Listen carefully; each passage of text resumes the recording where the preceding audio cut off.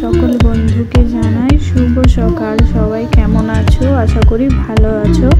আমিও ভালো আছি। তো আজকের দিনটা আমি শুরু করলাম বৃষ্টি দিয়ে। 3-4 দিন হলো আমাদের এখানে প্রচণ্ড পরিমাণে বৃষ্টি হচ্ছে, যার ফলে নেট কানেকশনেরও অনেক প্রবলেম হচ্ছে, কিন্তু একদিক দিয়ে বেশ ভালো লাগছে। তো চলো এবার আমি চান করে আসি।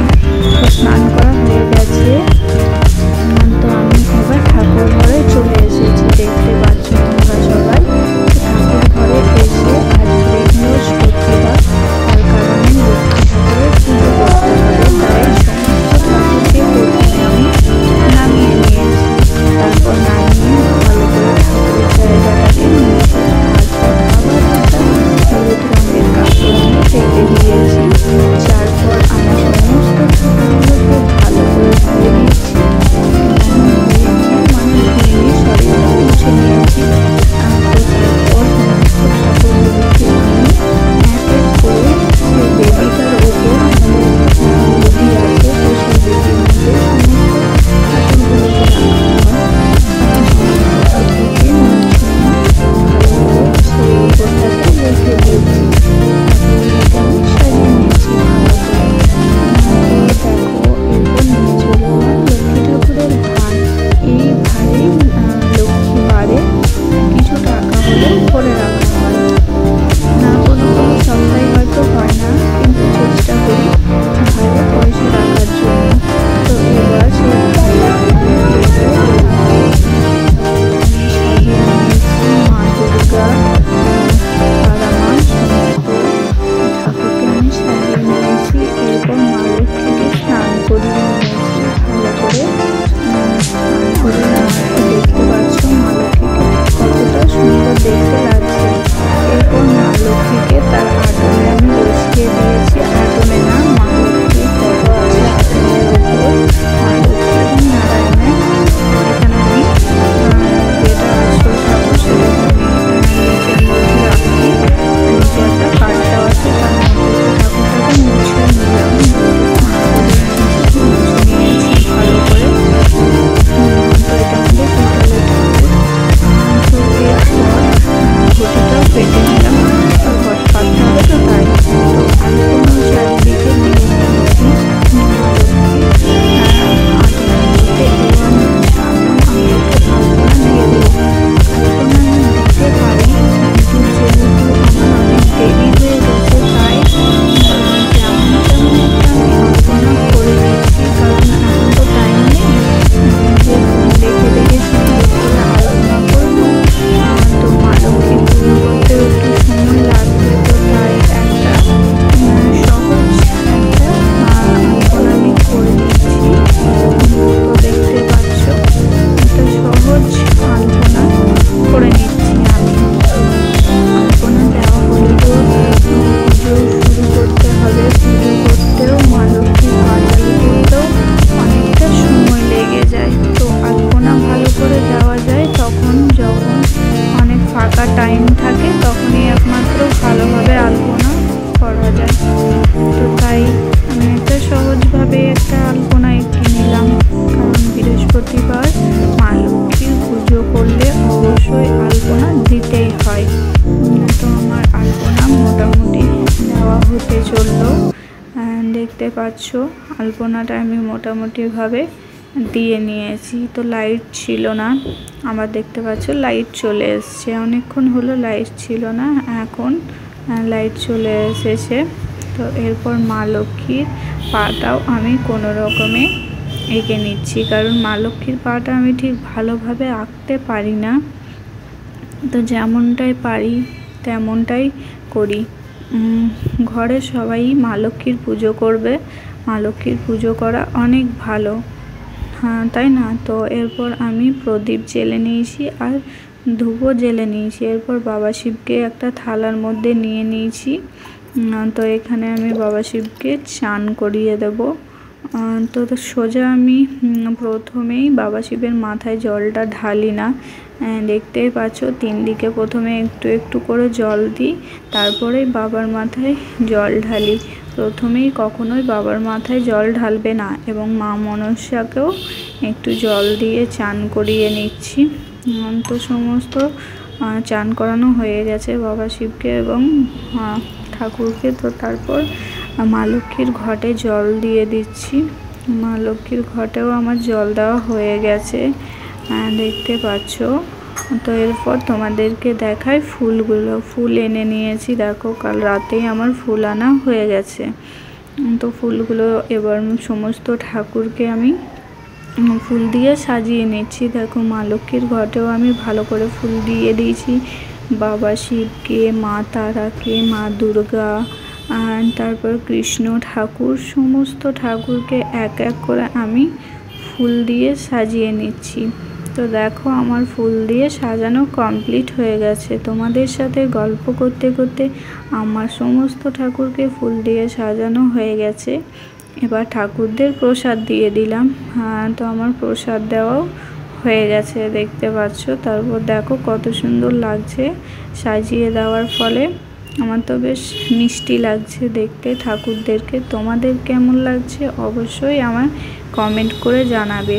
এরপর আমি একটু ঠাকুরদের সমস্ত ঠাকুরকে একটু করে প্রদীপটা দেখিয়ে নিচ্ছি।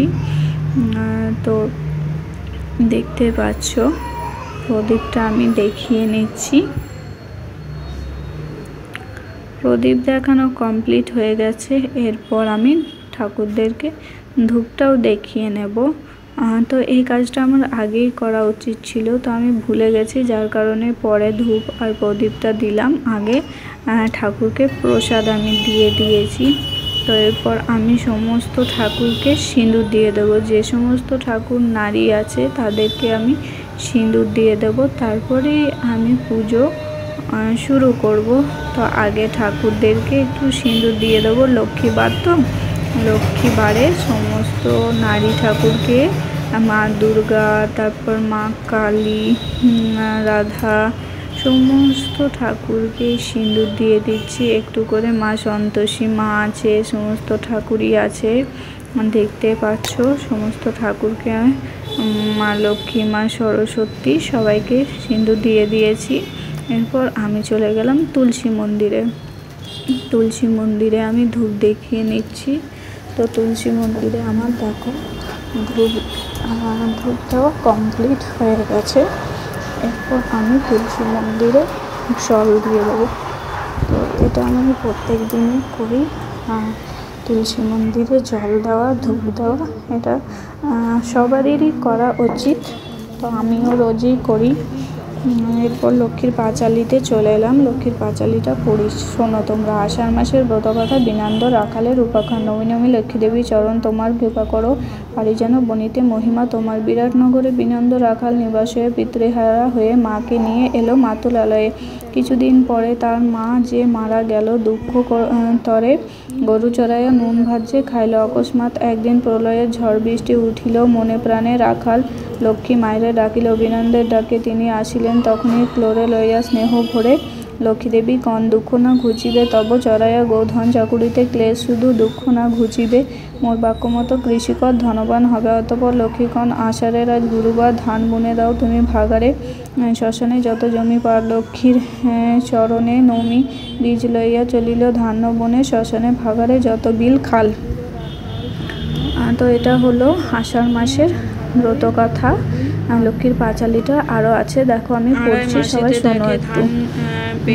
তো তারপর আছে আড়াই মাসেতে দেখে ধান্য পেকে যায়, ধান্য করিল ভর্তি মরায় গৃহে উপচায়। শুনি রাজা বিনন্দে ডাকিয়া করেন প্রহার, করো নাকি দিল্লি তাই সব ধান্য হইল আমার। বলে রাজা, কেন কাটিলি তুই মোর যত ধান? কোটালেরে ডাকিয়া কন, ধান তুলে আন। এই বলে রাজা তারে দুঃখ করে দিল। ভক্তাধীনা লক্ষ্মী মাতা তারে কোলে তুলে নিল। লক্ষ্মীকণ, করো আনি খরানি সযতনে নারী বিচারিবে মোর ধান্য বেচে, বাছা পাবে বহু ধন। দুঃখদাতা রাজার ঐশ্বর্য সব করিলি হরণ, নির্মাণ করিল কুলি রূপে অতি মনোহর।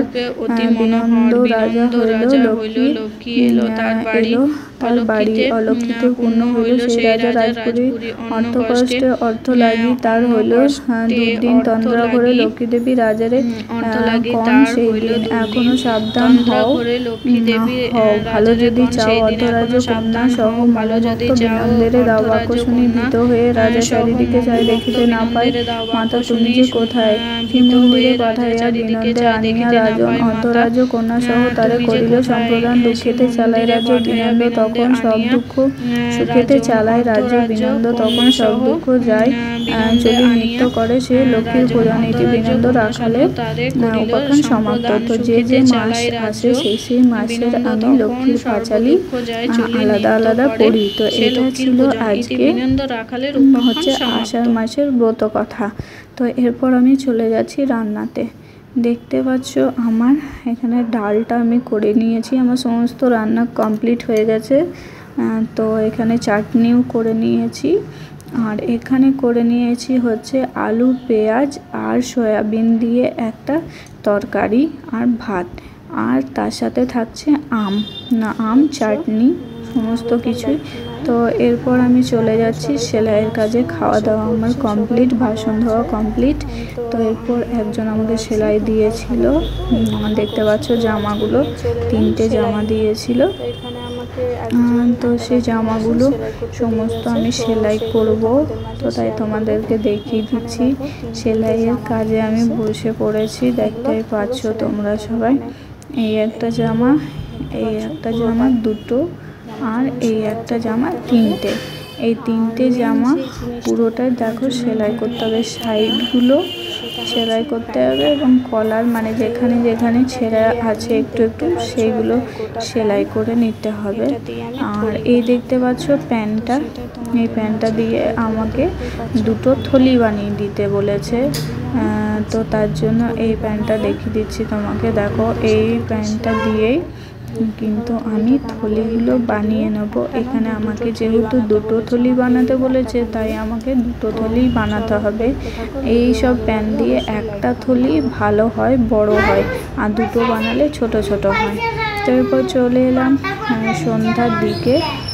তো ছেলের সাথে একটু মজা করে নিচ্ছি, দেখো ওর সাথে একটু মজা করে নিলাম।